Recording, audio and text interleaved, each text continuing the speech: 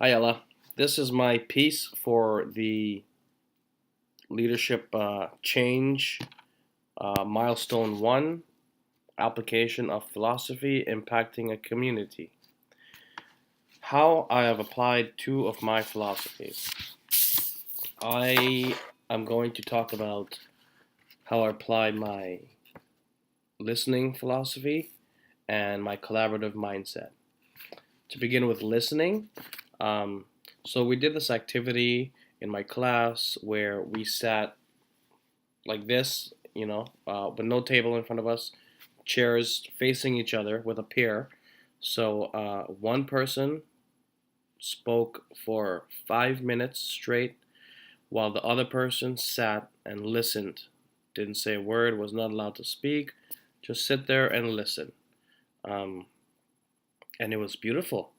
It was, at first we thought it was whatever, and then it was really beautiful. It was cool to see how that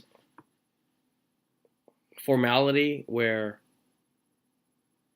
the listener, was not allowed to speak while my friend Gabriel spoke, and you can see it in him where he felt he was able to open up, and he knew he wasn't going to be interrupted, and he knew I wasn't going to react, and so he knew he can just give it everything. He can just pour his heart out, and so he ended up doing that.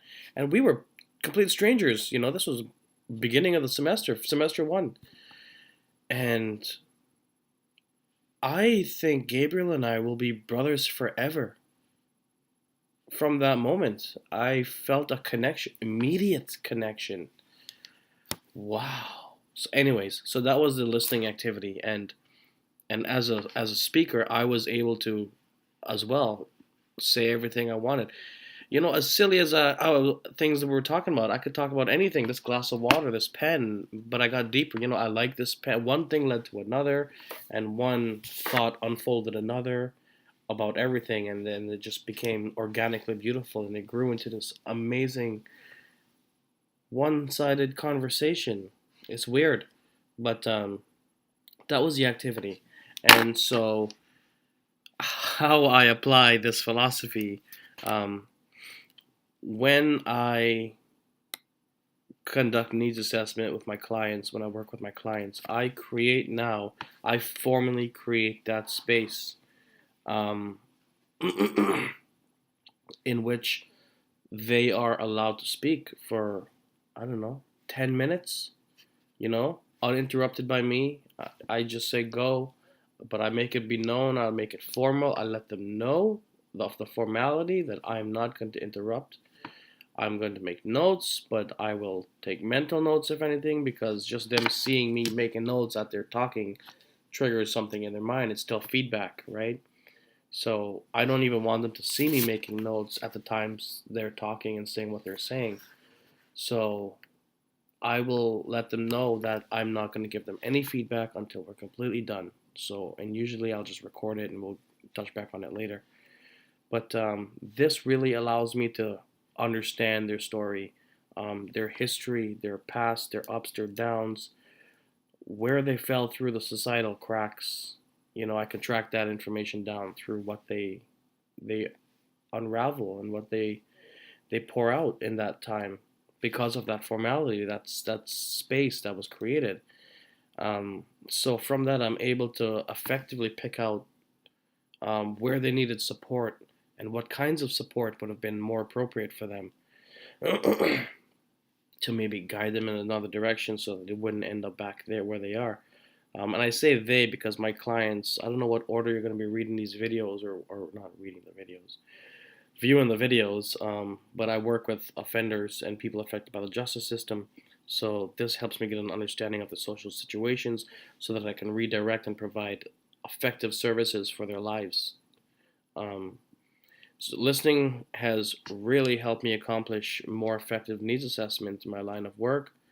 It it allows me to fully cater for clients' actual needs, but it also gives me an incredible understanding of society, where the needs are, and how I can apply myself and my strengths and my passions really to make the change that I feel that I understand that these people need and can benefit from.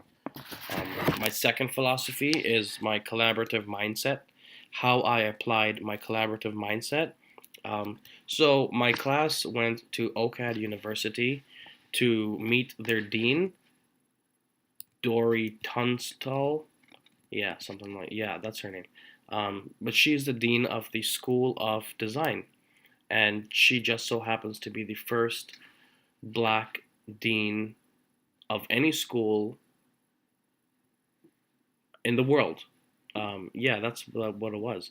So she has an initiative going on where she is targeting the oppressive structures in OCAD and in society. So she has an anti-oppressive initiative happening within her faculty as well as out in the community, and it was a really good learning experience that we took away.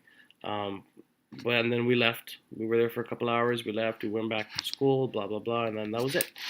And the following semester, I at my placement, I did a placement at this place called Park People, and they work with groups all over the city. And I found myself at a community meeting late one night in North Rexdale, way up there, and I met a couple of community residents, Philip and Charmaine, and they're just community residents that come to these community meetings to understand what's happening in the community and see how they can help create change.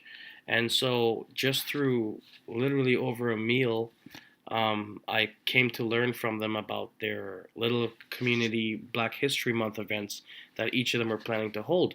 And because they both lived in kind of separate buildings, they lived in buildings complexes. So in their buildings, they were trying to have a Black History Month event. Um, Very underfunded neighborhoods. So I saw how much they were trying to do, and I kind of had the idea to see if the dean of OCAD that I met, uh, Dory, would want to collaborate with their little Black History Month events because they had an art piece where they would have art exhibits featuring prominent Black figures in history. And so I thought it would be appropriate because OCAD is all about art and design and stuff.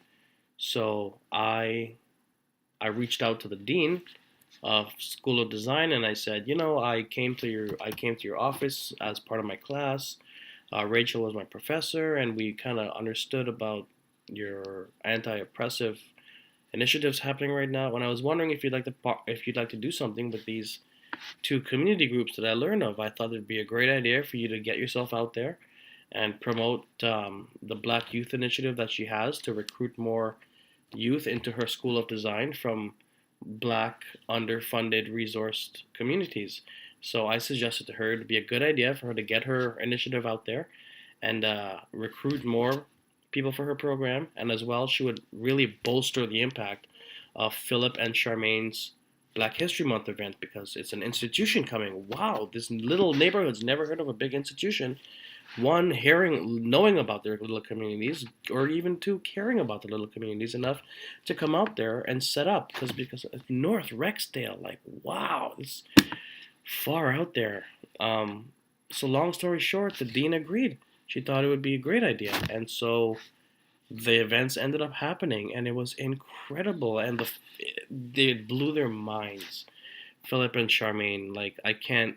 They thank me every day still, like little things like that.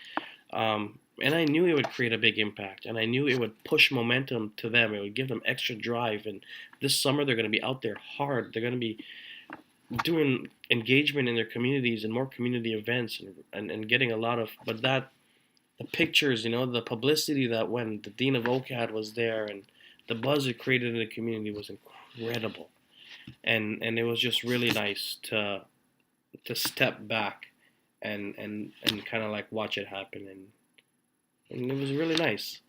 um, so yeah, that's how I apply that collaborative mindset. That's what I do. I love connecting. I am an I'm a connector. I just love connecting resources, assets, needs with resources, assets, groups, needs with needs, everything. I just love connecting everybody for the sake of community development. So that is the end of my piece for the leadership change milestone 1, application of philosophy impacting community. Thank you.